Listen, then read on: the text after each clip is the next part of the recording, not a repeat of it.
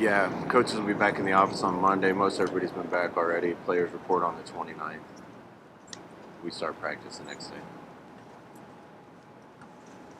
Scott, how have you seen the newcomers come along that have joined in the summer, and sort of what you've seen with the chemistry developing kind of behind the scenes the last couple of months? It's been good. It's a lot easier for newcomers when there's leaders in the building that show them the way and demand that out of them. That's been a piece that hasn't been complete for us since I've been in Nebraska, and really been impressed with the leadership. That gets the freshmen and newcomers pointed in the right direction faster, and I think it'll help their development come along faster. I don't know if you've talked about him yet or been able to, but Tyreek Johnson, what can he bring to the table, and what made him a right fit for you? Well, Tyreek was looking to do something else. Has had some success at the school he was at before. It was a position where we thought we could use another hand.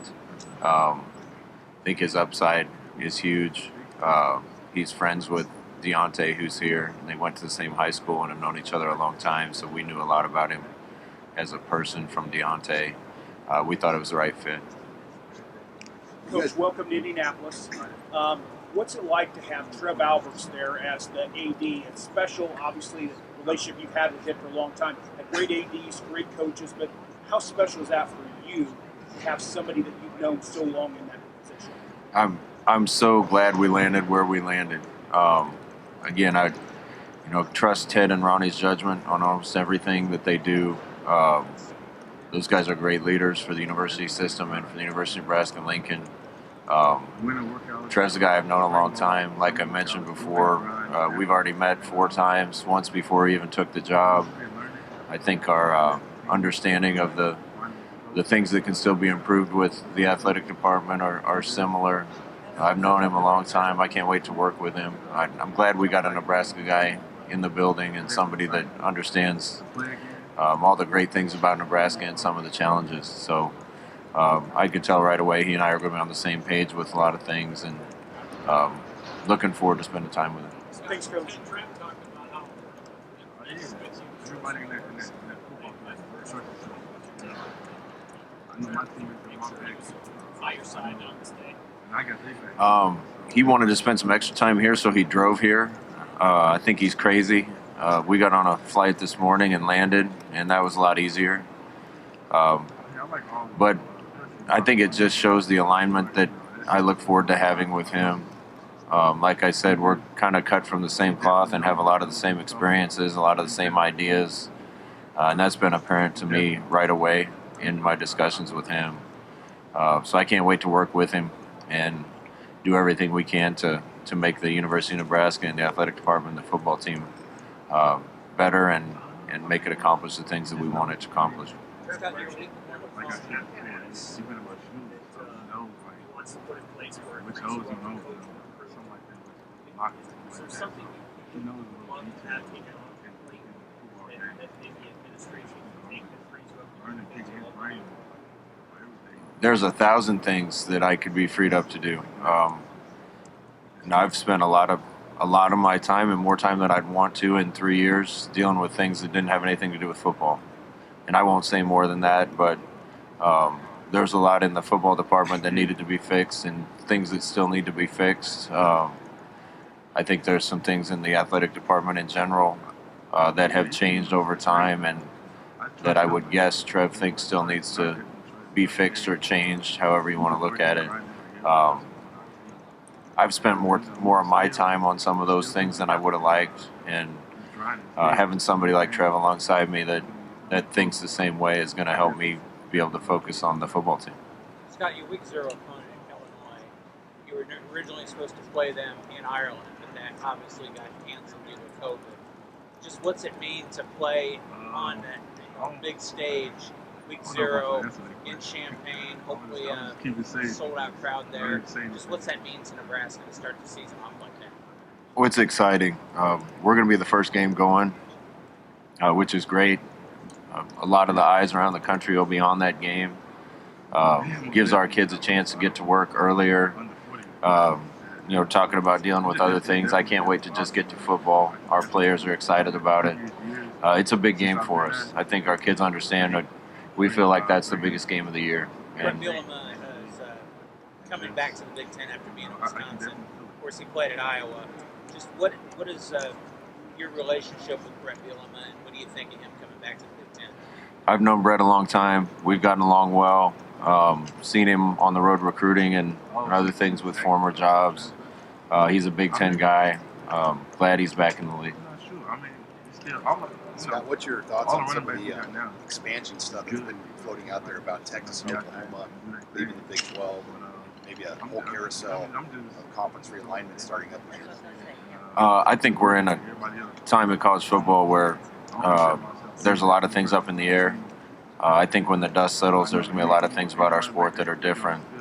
I don't have any comment on teams going from one league or another, but I think a lot of the things that are happening with the rules in college football are going to shake things up, and I wouldn't be surprised if many things change, possibly even realignments and things of that nature. But we can't focus on that. All we need to do is focus on our football team and try to navigate the waters when the dust all settles.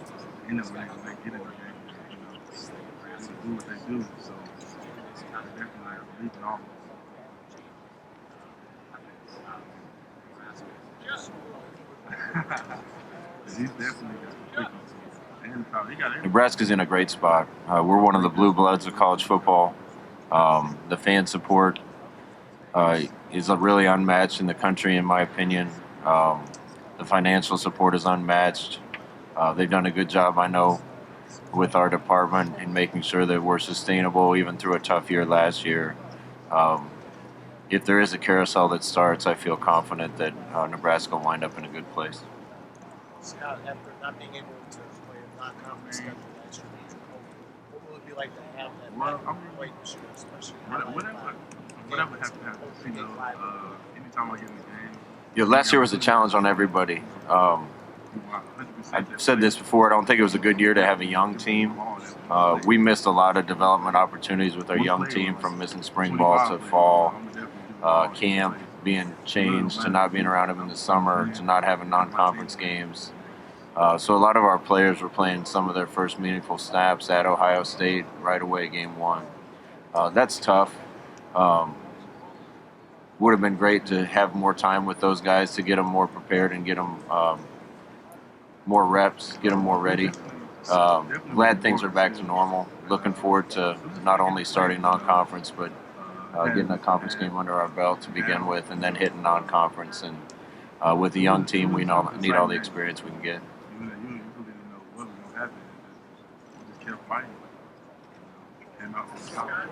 Program established your COVID protocols for this upcoming season, or how you're handling the vaccinations and that sort of thing? We haven't established everything completely yet, and we're kind of waiting to hear how we're going to need to handle that based on Big Ten protocol.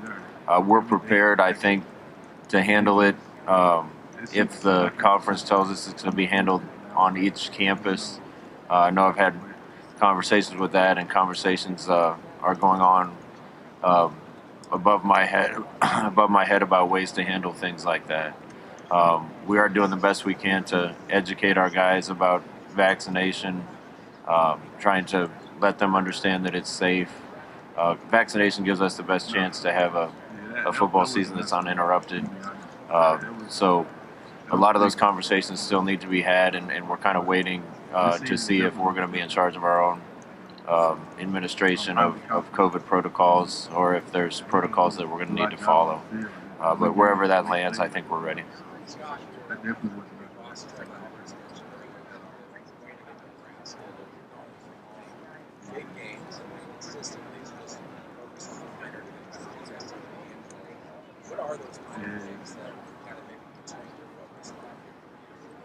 I mentioned in the big press conference, really from the start of spring practice and really winter conditioning, we've talked to our team about almost exactly the same thing: controlling the things we can control and fixing some of the things that have hurt us in the first 3 years. And a lot of those things were self-inflicted wounds. We've made mistakes where we can't make mistakes, made turnovers where we can't have turnovers. Our special teams play hasn't been to the level that we need to win at a consistent basis. So we're always going to talk to our kids about three things, and that's being physical, playing well on special teams, and winning the turnover battle. Sometimes you struggle with those things when you have a young team, and I think experience is going to help. But the players are really locked into those things, and we need to be a team that when another team plays us, we're going to be tough and physical, and we're not going to beat ourselves, and that's going to make us hard to beat and hopefully give us a chance in closer games. Just day by day.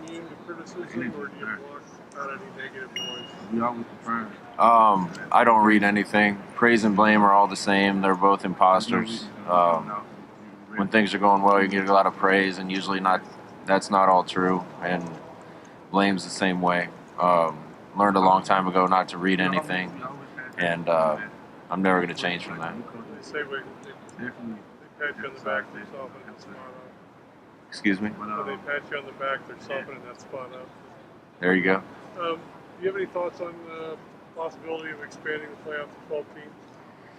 Yeah, I think I've stated publicly a few times I'm in favor of expansion.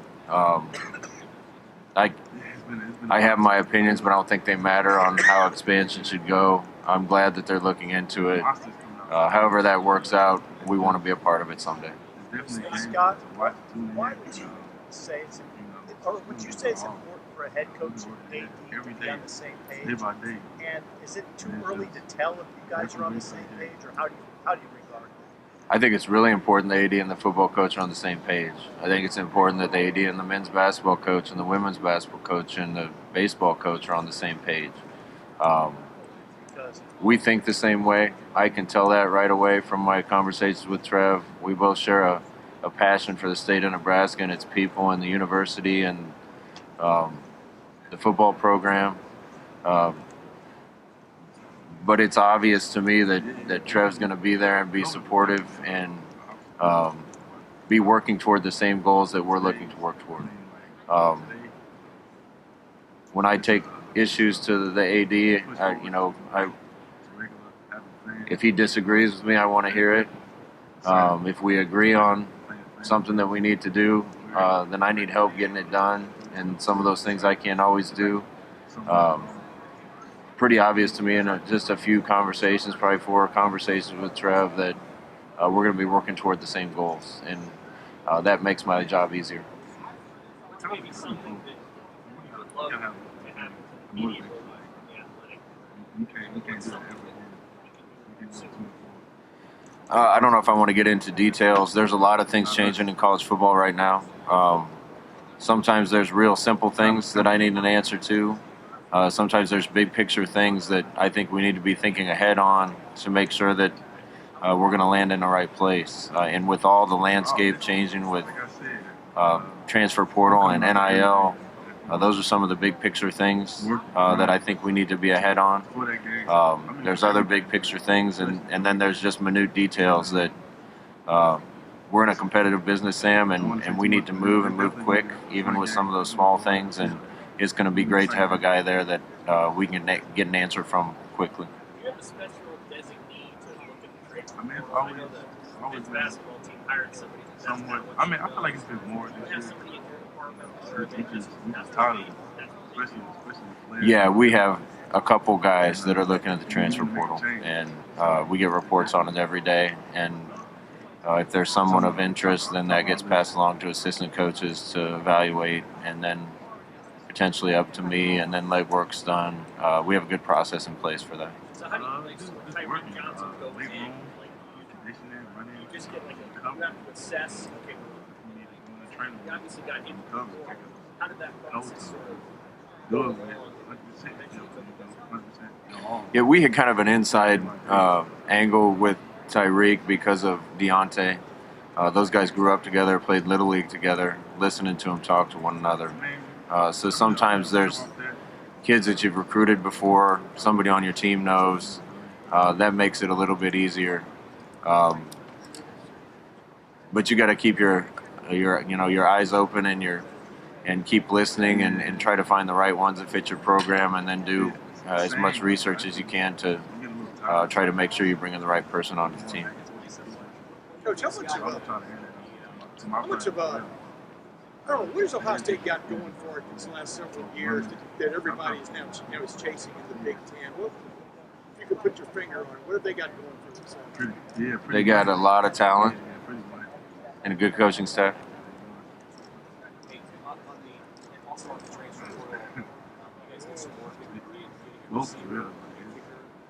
it's all types of stuff.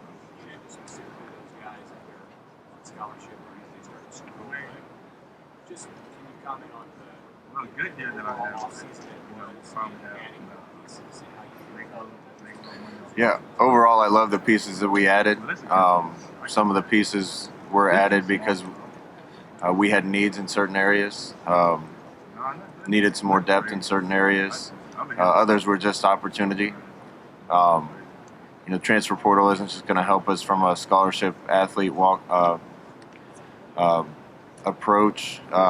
Nebraska's always been known for its walk-on program, and we put a lot of emphasis on our walk-on program. And a few of the ones we've gotten have left other places to walk on at Nebraska. I think we're in the mid-20s now with number of walk-ons that I've had at Nebraska that we put on scholarship in 3.5 years. I imagine that number is going to grow, and some of the additions we made are walk-ons that are going to be given every chance that scholarship players are given. Scott, the Week 0 game this year, could be anything different? Camp, obviously starting a little earlier, but anything else change at all? There'll be a few tweaks, but for the most part, we're the same number of days out from game one as you would be if you're playing on week one. So we'll approach it the same way. It's a little more important because it's a conference game and it's a divisional game. So we might spend a little more time on game one than we normally would just going through fall camp. That game's vital to us, and I'm sure it is to them. So we'll give that a lot of attention, but for the most part, camp will look the same. Coach, the news yesterday about Oklahoma and Texas has dominated the headlines. As a head coach, how much, I guess, do you remember about the last time there was realignment were in the Big 12, and where do you stand on maybe where that might go? Not the Big 10, but in the future. I have absolutely no comment on Texas and Oklahoma or another league. Like I said before, I think there's a lot of dust flying around right now, and we're all going to have to wait and see where the dust settles at the end of the day. If that leads to realignment, I feel great about the position that Nebraska's in to make sure that that we're in good position to be part of a league. We're really happy with where we are right now. Looking forward to competing in the Big Ten. I don't really want to speculate on if anything changes. I'm just glad we have an opportunity to play in the league we're in. Scott, have you got any guidance on fall camp, like with the contact rules? Are you going to be restricted on full pad days? Was it 8 full pad days or 25 practices, I believe? Yeah, Sean, we don't really scrimmage and go live tackle to the ground very often.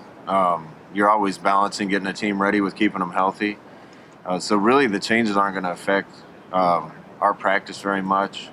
The one way it is going to affect us is, we have a big roster, and there's 5 days of acclimatization now. So we'll hit the Illinois week, and the kids that aren't involved in our 110 will get a chance to come back and join the team. But it's going to take them 5 days to be able to put pads on and really practice. So that's kind of the big change for us is the first game week is going to be primarily the kids that we had in the 110, and everybody else is really going to be a part of it after that. I know Smothers and Harvard had to take on a lot this spring. How well positioned are they going into fall camp, and what are the next key steps for them over the next 4 weeks or whatever? Yeah, we're really looking forward to the continued development of Logan and Harburg. Both of them have a ton of talent. Neither one of them have a ton of experience yet. So we need to try to give them that experience in fall camp as much as we can. I've been really pleased with their progress, particularly through spring ball. Adrian's obviously going to be our guy. We got to find out who the next guy up is, and that may be decided after this fall camp. It may change after this fall camp, but we're going to spend a lot of time with those two to make sure that they're game ready and as prepared as they can be if they get their chance. I know you're optimistic that the Illinois game is particularly important because the law, your team might not respond all that well to a loss as a track record. What would you say about that there? I don't think any team responds well to a loss. The one thing we need is momentum right now. There's so many good things that are happening in our program. The team's improved so much. The talent's improved so much. The culture and attitudes have improved so much. These kids deserve a little wind under their wings. And that first game is going to be an opportunity for us against a Big Ten opponent. So that really is a big game. But any one game isn't going to catapult us or sink us. So we're going to put a lot of emphasis on that game, and we want to do the best we can to try to be successful in that game. But it's not make or break either. How much should Bill impact recruiting? As in parents or families asking you about it, or you have to take that into account when you're trying to recruit? NIL? Yeah. Oh, NIL is definitely going to affect recruiting. A lot of these young men that we're coaching could really use the help. They come from situations where they don't have as much as some other people. If there's two schools that are approximately the same with any recruit and one school is able to provide more for them than another school, it's an advantage. That's why I feel great about our position with NIL because of the fan interest and really passion for Nebraska football. I think we're kind of uniquely positioned to try to take advantage of it, and we'll do our best to do that. Hey, Coach, when it comes to Marquise Stephens, he's still on the same timeline to return. And if you need to rely on Gabe Urban, especially early, do you feel confident in him? Yeah, our running back spot is not a question mark. That's the wrong way to put it. But we got a lot of talented kids that are going to be competing for that, and I want to see it be a cutthroat competition. Marquise has been training with the team, not quite full speed yet, but definitely putting work in. Expect him to be close to 100% by the time we start fall camp. He might be on a pitch count early, but he'll be ready to go. And then we got a bunch of young guys behind him that I'm really excited about. So those guys are going to have to take advantage of every carry, and we'll have to figure out the top guy and the top number 2 guy and figure out which guys are going to be the main ball carriers for us. What's your situation with Will Honus and Fidoni coming off spring surgery? Is there hope for those guys this fall? Yeah, there's definitely hope for Thomas. His injury was early enough that I can see him getting back. All these kids are young and they heal fast, a lot faster than old guys like us heal. So got really high hopes for Thomas. We'll see on Will. Will's been such a good teammate and important part of what we're doing, and it was heartbreaking to see that happen, especially since he came back for an extra year. We'll see where it lands, and I don't really want to comment more than that right now. Hey Scott, how's the wide receiver room coming along with the addition of Samari? Is he an impactful player that can get out there right away and make an impact for your team? Because he is he has 1 year eligibility left? That's right. I'm really excited about the wide receiver room. We probably have less returning production than we've had in a long time, but I'll also say I think it's the most talented group we've had by a long shot as a whole in the receiver room. Is that also because you have Omar Manning in there also? Omar, we're looking forward to seeing what he can do. He's been really locked in with the team this summer and doing all the right things, and when he's out there, he looks great. So excited about him. I think Samari is an immediate impact guy. He's looked great in workouts, had a great spring ball. He's the guy who's had a lot of production, just not in Nebraska, and expecting him to make a big impact for us. So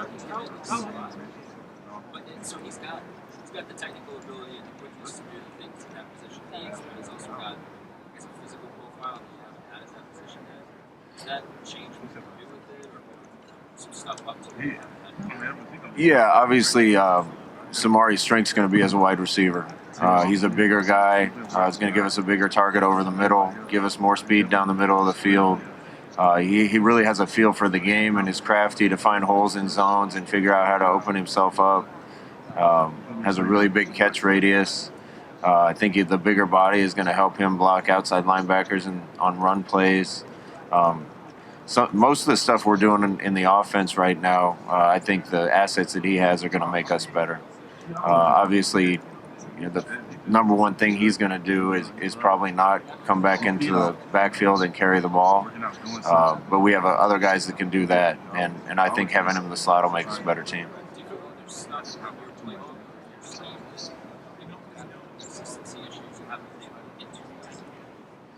Oh, no. No, I'm really happy with Coach Lubick and the rest of the offensive staff and the scheme. We need to execute it better. We need to coach it better. We need to make fewer mistakes. But I don't believe our problems have been scheme problems.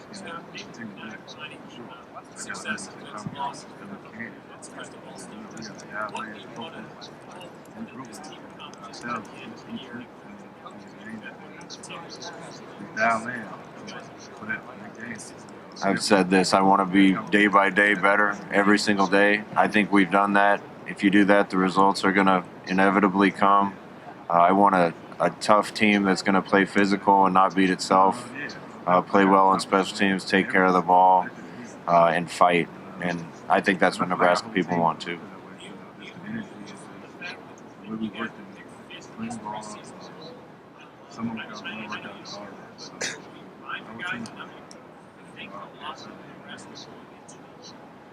We're picked where we deserve to be. When we've earned it, we should be picked higher than that. That being said, if predictions were right, we wouldn't even have to play the games. My second year, I think we were picked first for no good reason. I like where we're at, and if that puts a chip on our kids' shoulders, then that's a good thing. It's not stopping us. Nobody knows. Yeah, we've done some option things in this offense going back all the way to my first year at Oregon in 2009. There's definitely an element of that in the offense, and we'll continue to play around with that.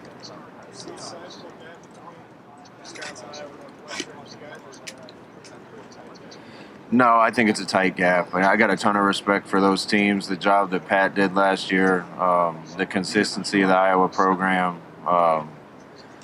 the years that Wisconsin's had.